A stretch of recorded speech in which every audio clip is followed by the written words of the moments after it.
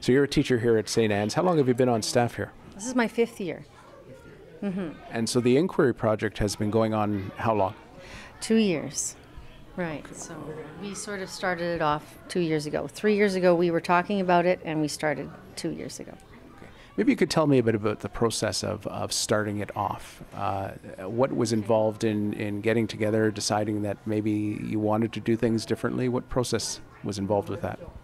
Well, we decided we wanted to do something different for our school. Didn't know quite what. We tossed around many different opportunities and ideas, and then basically I think the decision was made by our administration. We found out a whole bunch of information on inquiry teaching by reading books and reading articles, and 2 of our teachers went off to a conference and then brought that back and shared that with us.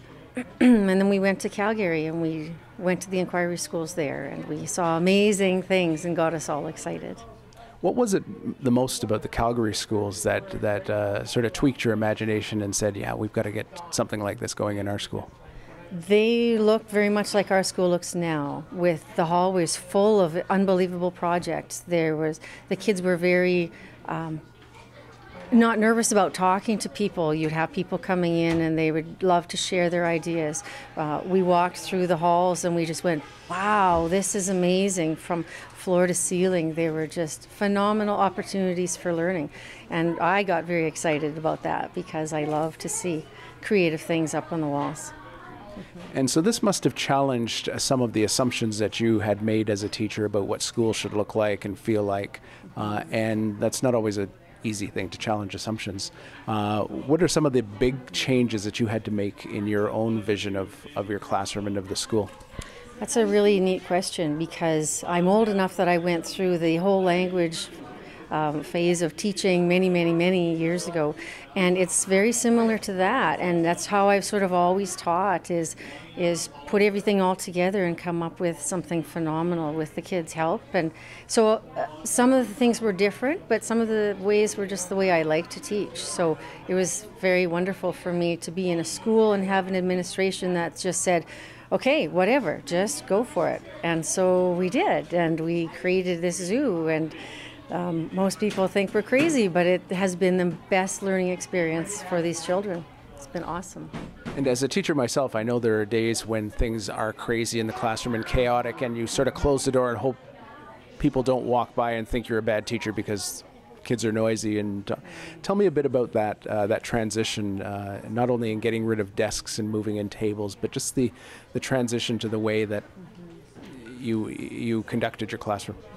It was a bit hard at first sitting at tables because some kids just don't do as well as others. So we had to teach working in groups. What is a good group worker? What strategies could you use to become a better group worker, and physically teach those lessons? So that's how we start our year now, by teaching what is a good group worker. But it's amazing because all the way through now, the kids it's just natural for them. And the children that are not maybe doing their job have all these other kids that are saying, hey, like, get to work, or hey, we need your ideas, or it's fantastic. It is loud though. It is loud. Yeah. So there's a tension between what the curriculum says needs to be taught and the commitment to student voice and student choice. So talk a bit about how you balance that and how you maneuver that sort of contentious landscape. That's interesting, because I think I know the curriculum better now, having gone through this, because we sort of work through it backward. We plan our units or inquiry, but you can only plan so much because the kids get excited about certain topics, and then we sort of go with that. But I think it's our job to make sure we know all the outcomes. And the really interesting thing is that when I'm doing, like, for example, our What Makes a Great Story inquiry unit, it wasn't just a language arts. We pulled in almost every other curriculum to supplement that. And so it was really wonderful. You go through the curriculum afterwards and you go, wow, like, I hit this and hit this and hit this. And if you haven't done that, then you can just, work that in either in another topic or, continue on with that theme. It's really great. I really love it. And one of the big pushes across the country is around assessment and evaluation and changes to the way we see assessment. So how does this, it's not only an ability to, but a commitment to cross-disciplinary teaching, how does that affect the way you assess students? Right. Well, we struggled with that at first because teaching before was, all about tests. But then we got together as staff and we talked all about it. We had an in-service on it. We pulled out our ideas and so now instead of just doing that sort of traditional thing, we've come up with many different, rubrics or just ways of assessing. The kids are choosing their own projects and it's not necessarily the same thing. So we can't necessarily have the same marking tool for everybody, but a lot of it is oral as well. Like I will know if my students are understanding or not understanding just from that conversation. In their groups, they are working together and they are focusing on really interesting things and things that I may not have come up with, things that they have chosen to go with, and sort of extending the curriculum and extending the learning. It's really fantastic. And the component of reporting to parents, how has that changed? Because this is an expanded version, and you might not have set marks for math and set marks for language. Well, we do. Or maybe you do. Okay, we have a math program that's taught throughout our school system. So in our school, we have certain teachers teaching each grade, and that is so helpful because I have the grade 2s, though I have a grade 2-3 class. So someone else is teaching the grade 3s. So that makes it much easier in terms of managing the math. But we do have math marks standard with everyone else in the system. So that program we teach. If you were going to redesign a report card that resonated more with the spirit of inquiry-based learning, what major change would you make? Another good question. I don't really know, but I do know that a lot of the things just don't match up.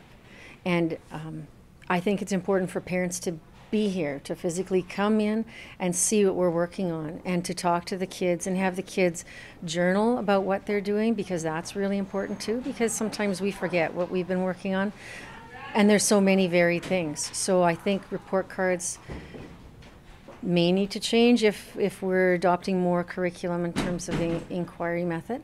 But we are actually sitting down as a staff in May to get ready for our next year, and we're talking about assessment and how our portfolios are going to look and how they're going to change and what we need to put in and what we don't really need to, because we all still do portfolios and we still have the parents come in. Not always do the parents always come in, but we try. So. Last question from me. In walking around the school and looking at the bulletin boards, the component that stood out the most for me was the piece on teacher reflection. And so tell me a bit about being very public with something that is usually kept to yourself. Right, and that's hard at first. I remember the first time we went around and we actually talked about it as a staff. One of our staff meetings was we went from room to room and we discussed what we were doing and how we did it, and that was a little bit scary and a little out of the ordinary for a lot of us because we weren't used to that. But after that first time, it was great, and it was just, wow, like look at the great ideas going on in the different classrooms and what the different teachers are teaching in their curriculum. And then it's just a matter of writing down what you do, what you did, what challenges you had, what went well. And a lot of times we work with another teacher as well. So for example, mine right now, it was a combination with Mrs. Engel, and we worked on it together.